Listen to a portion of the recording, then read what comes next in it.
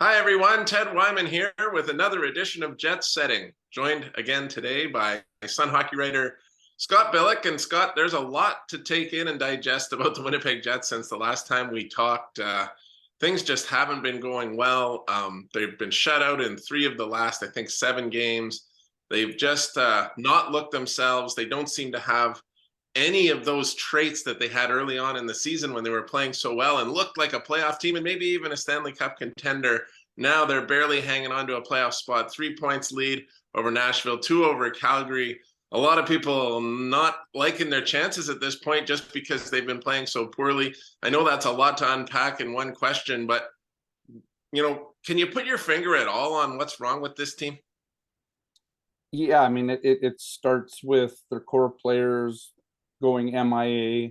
Many of their core players, I shouldn't say all of them, but many of their core players going MIA over the last 10, 15 games for some of them. 21 for Blake Wheeler since he last scored a goal. 1 in 15 for Kyle Connor. 0 in 9 for Mark Scheifele. 1 in 10 for Pierre-Luc Dubois. That's 5 of your top 6 players on this team that make up your 2 top lines. They've gone MIA. Mark Scheifele is dancing to the beat of his own drum right now. He's completely, in my mind, kind of tuned out Rick Bowness and what Rick Bowness wants from him. This, in spite of what Rick Bowness wanting from him, leading to mostly a career high tying 38 goals. It's hard to comprehend. It's hard to understand how this team, which had a formula of winning, that had a formula of becoming the first place team in the Western Conference, simply gave it up. Started adding different ingredients that ruined that mixture.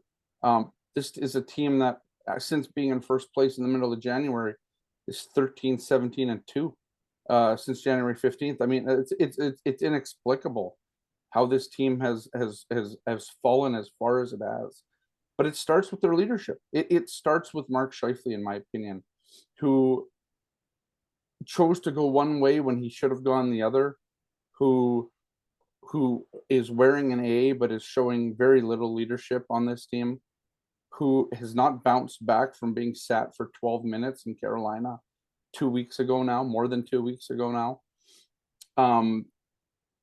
There's really no explanation for it other than the fact that this team is essentially, a lot of them, or some of them, enough of them, let's say, have seemingly given up. And we're at a point here now where they've seen a 6-point lead, at times an 8-point lead on this playoff spot, the final one in the Western Conference, completely tank. It's down to 2 points now. The Jets still have a very difficult schedule ahead of them. They play the New Jersey Devils. They have a crucial games against Nashville and Calgary coming up, and they end the season in Minnesota and Colorado.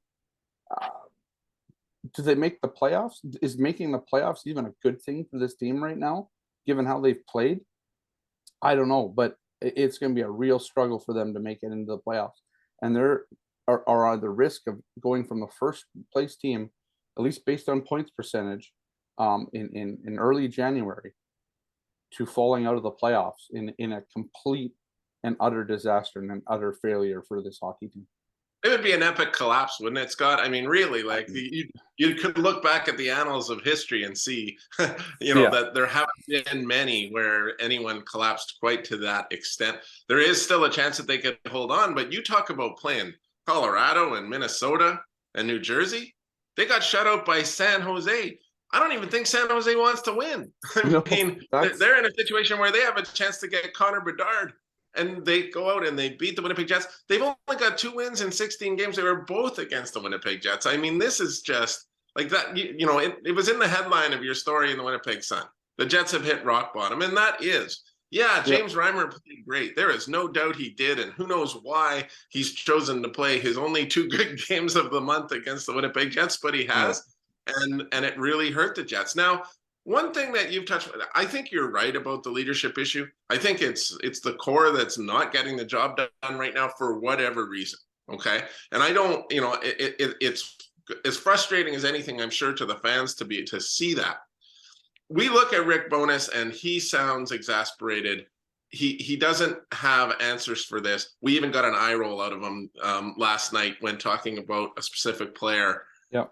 This must be like, it almost looks like he's tearing his hair out trying to just get these guys to do what they need to do to play half decent hockey and be able to sneak into the playoffs, but he can't seem to get it right now. Is some of this on Bowness, or do you think that there's just something rotten with the core of this team and you can't fix that? I do. I think there's some culpability, let's say, for Rick Bowness. I think he's enabled some of this stuff by simply continuing to roll out the same forward lines, or different, very slight variations to the same players. The power play, which has been a woeful 1 for 29 in their last 8 games, including 0 for 9 against the Sharks. I mean, the Sharks have a good penalty kill. It shouldn't matter. But he hasn't really changed that a lot. He's elected to keep Nikolai Ehlers analytically their best player out of the top 6 for large parts, or for parts of this. Demoted him for Tuesday's game against San Jose. He continues to keep him on the second power play unit because apparently Mark Scheifele and Nikolai Ehlers can't coexist on the top unit. So yeah, like, I mean, in my opinion, there is some blame to be put Rick Bowness's way. But both can be true. I mean, this core appears to be rotten. I mean, let's call a spade here. This core, when adversity strikes, can't seem to get itself out of it, right? And the best, the best hockey maybe that this team played this season was when some of these players were out of the lineup, and this team was icing guys that have something to prove, that wanted to play hard. This team doesn't have an identity of playing hard at full health. This team doesn't have an identity of much right now. This team seems very splintered. It seems very, lost. I mean, I don't know how else to put it. I mean, this team seems to have, or at least enough players have tuned out the head coach, and it might be just 1 or 2 or 3, but the fact that 2 or 3 players can sour everything, that can tank everything, is a telltale sign. That eye roll that you saw from Rick Bowness on Tuesday night was maybe the most overt display of that didn't need words that I've seen in a long time, not just with the Jets, but in hockey. When's the last time you saw a head coach make an eye roll to something one of his players said post game? I think that is born out of pure frustration, exasperation, whatever word you want to use. It's born out of not knowing where the next club in the bag is going to come from, because he's used them all, in my opinion, and there's nothing left to grasp for. It's literally cross your fingers and hope that this team figures it out, and there would be no reason right now to hope that the Jets figure this out, because you saw it against San Jose. This is a team that could not beat at the time. The team tied for last place in the NHL, who, like you said, doesn't need to win, doesn't probably want to win right now. This is a team that talked about before the game wanting to go out there and help Erik Karlsson get to 100 points. And the Winnipeg Jets couldn't beat a team that's trying to get a player a point. Yeah, they kept Erik Karlsson off the score sheet, I believe. There's no room for moral victories here. The San Jose Sharks weren't trying to win that hockey game as much as they're trying to, have their one defense and become the first defenseman since Brian Leetch to hit 100 points. That was the goal for the San Jose Sharks, and the Winnipeg Jets couldn't beat that. They couldn't rise to that. It's inexplicable, Ted. It really is mind-boggling. Because you lose nothing to Boston, you can expect that. You lose 4-1 to LA, you can expect that. But they're not even losing the right way, Ted. They're not I even know, but the losing the right very way. night that Nashville goes out and beats Boston, Yeah, and you knew that and before the Calgary puck goes drop. out and beats LA, the Jets Yeah, can't even beat San Jose. yeah, I and mean, that's the that's a pretty yeah, telling fact right there. yeah. I agree, and that's the problem that I have here is that there was like they knew before puck dropped in San Jose last night that the Nashville had pulled within 3 points and would have 2 games in hand after the game was over for the Jets that night. And they knew halfway through the game when they were leading 1-0, because all these guys are checking the standings during the intermission. They knew halfway through that game that Calgary had beaten Los Angeles, team that they failed to beat 2 nights earlier, 3 nights earlier, and moved within 2 points. And the Jets came out and had nothing. They had no motor. They allowed 2 goals in the third period, and their best hockey came with 5 minutes left, and they still couldn't score. I mean, that's It where doesn't make the I goals mean, magically appear, of course, Scott. I mean, I agree with you, but I mean, just because you say you know that this happened, it doesn't make the goals no, magically but appear. where was the And they did urgency? get a lot of shots on goal. They did. Yeah, well, They did get some. They did a little better in terms of but getting traffic in front of Reimer. but But I think I it's think game you're right. 75 though. It's game I know it 75, should be better, but it doesn't right? magically make it better. That's all I'm No, saying. But how do you fix that in the next little while? I'll tell you one thing that I wouldn't think would be a terrible idea. I think that you already mentioned this, but I think they were absolutely at their best this season when Axel Jonsson, Fjallby, Jensen Harkins, and Mikey Esimont were in the lineup. Though Esimont's long gone, he's playing a role with Tampa now. yeah, But those guys seem to be driving this team somewhat. Not completely, but their energy was working, was helping. They're playing better than they are right now. And I mean, I've kind of been a defender of Blake Wheeler over the years, but I've never seen him play worse hockey than he's playing right now. He is not an effective hockey player. He's not really doing anything effective. He doesn't take passes well. Nobody fears his shot. They'll let him shoot because they yep, know goalies can handle him. yep. He's making the extra pass because of that, and they're preparing for that. He's not effective, and the guy's given a lot of great service for the Jets, and we all know what injury he suffered this year. He gave that for the Winnipeg Jets. There's no doubt about it. You give the guy credit for what he's done, but he's not playing well right now. And you can't help but think that this team would be better served with some different energy in the lineup right now. That's personally how I see it. And Rick Bowness, I think, has that at his disposal, and maybe it's time to do it. Yeah, I just think that it also runs the risk of doing the same thing that happened to Mark Scheifele. Because who are you sitting if you're bringing those guys out? You got to sit some of the guys that aren't giving you what they need to give, right? So Rick Bowness said on Tuesday, I mean, they need to find, some pride within themselves to figure this out. Well, then you got to start taking out the guys in the lineup that aren't bringing that pride of ownership to the game each night. But then you run the risk, and this is where the double-edged sword is. You run the risk of doing exactly what it did to Mark Scheifele, and essentially tuned him out. 100%. Opposite of what you wanted it to do. Exactly, and I think that is the fine line that because of this core, because of how rotten I guess is the word that it's become. You really run the risk of just tuning people out further, and I think that's sort of the tightrope that Rick Bowness has walked over the last couple of months here, because I think he knows. I think he knows really well how fragile some of these guys can be, and I feel that he is trying, and we've seen this. He's gone from being candid to being coddling to doing all these types of things to try and reach these guys. So maybe this is kind of goes against what I'm saying. Maybe it doesn't matter how these guys are going to respond. But at the same time, you can't be sitting your $6, $7, $8 million players either. You need those guys, if they do make the playoffs, to step up. But right now, they're not going to make the playoffs. And I mean, that's just the cold, hard truth right now. Right now, the Winnipeg Jets aren't on a trajectory to make the playoffs. They can fix that. They still sort of hold, their own fate.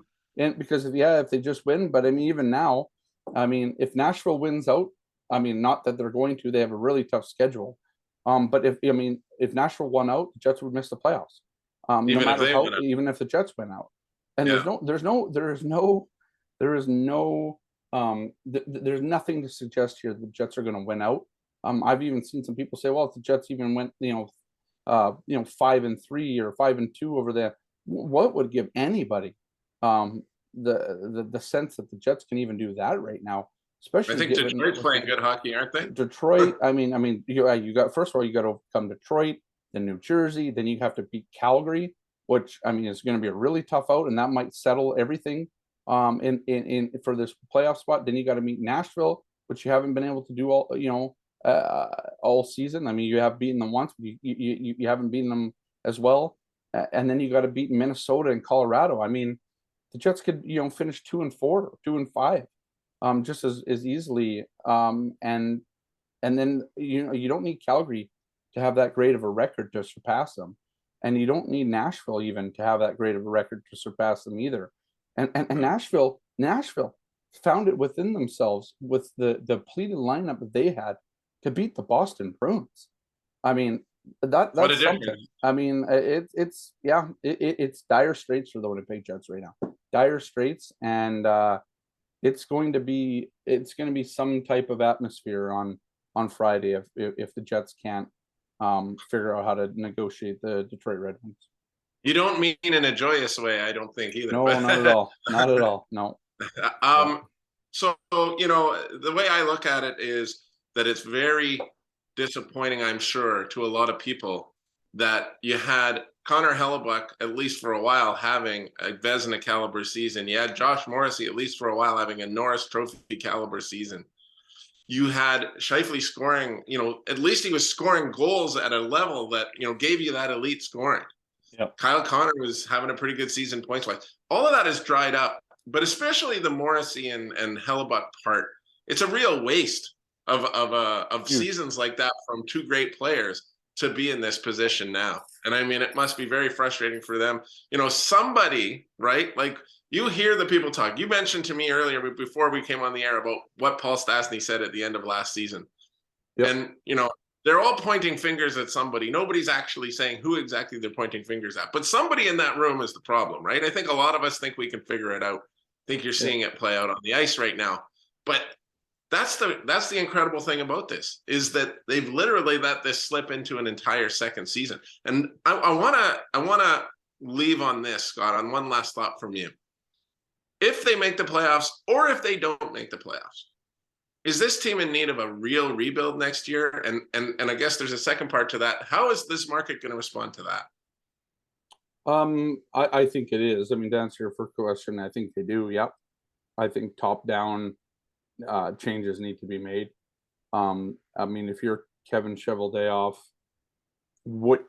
how can you sell a plan to owner Mark Chipman after this season, right? After running it back, I mean, what's the plan, right? Are you going to kick the can down the road again with prospects and the hope for better days?